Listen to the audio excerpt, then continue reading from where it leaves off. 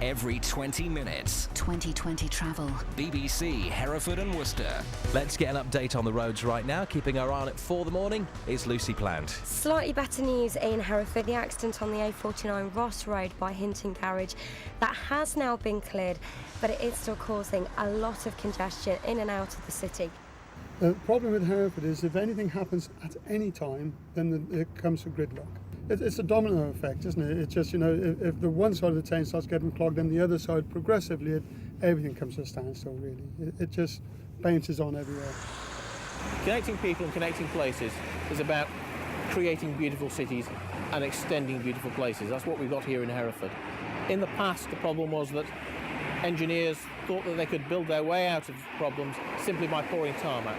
We've learned from those mistakes, and what we're designing here is actually a fine city street. We've been designing this street, consulting people, and we've had to find the best designers from around the UK, people who are working throughout Europe to help us come up with the right solution for Hereford. Hereford is not unique. It's rather different in that it's busy and has problems for longer periods of the day than a lot of other cities. A lot of places have much more acute problems in the morning and the evening peaks, but it's now 1 o'clock on a Wednesday and actually it's still very congested. We will get as much traffic away from the roundabout down there as possible by providing people with more direct routes. Here, even though you don't want to go through that roundabout sometimes, you have to do it. So just opposite, there's a major multi-storey car park underneath the Maylord Centre. You can come into it from the Ledbury direction. When you come out, you are forced to join this queue, go down to the roundabout, to U-turn, to come back this way. We will allow people to go straight from Maylords behind here, straight out again. They won't have to use these. So we are going to make improvements. We're going to make big improvements for pedestrian connectivity. We're going to help cyclists. We're going to try and help the buses, help promote park and ride. But Hereford will still remain a very busy city. Traffic on this road at the moment will be redirected on the new link road, and that's the main intention, is to try and take the pressure. It is an important strategic through route at the moment, but it'll become less important in the future when the link road comes into play. Movement is the lifeblood of cities. I think increasingly we're talking about treating streets like these as great streets, streets that have proper frontage, that still carry high levels of traffic, but actually enable people to cross quite easily. And that's what we want to set up, something that's not so dominated by the car, but actually allows people to make their own decisions about how they want to move from one side to the other.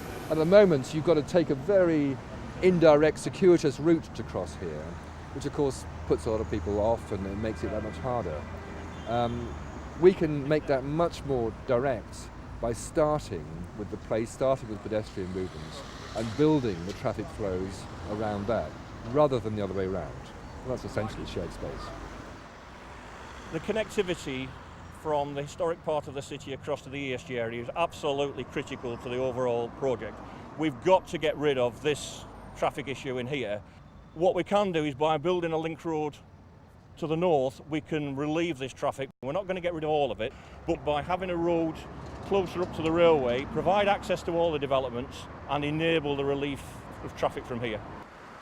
During the detailed design process, we've been listening to the community and we've been making very important changes. And one of those changes is at this junction here, where we've changed the emphasis away from the private car to all users. It's about sharing the space between pedestrians, cyclists, buses, taxis and cars, and making this junction fit for all of those users and getting the balance right. What we must avoid is people hemorrhaging to the outsides of the Hereford city, and in particular hemorrhaging completely outside the county altogether. That's what we've got to stop, and we've got to make Hereford a place that you come not only for some big flagship names, not only for a multiplex cinema, but also for the existing stores that are there now, those good independent stores. This is about the future. This is about making Hereford a vibrant place, a place that we can invest in the future, a place where we know that we can not only live and work, but we can also shop here, we can also play here as well.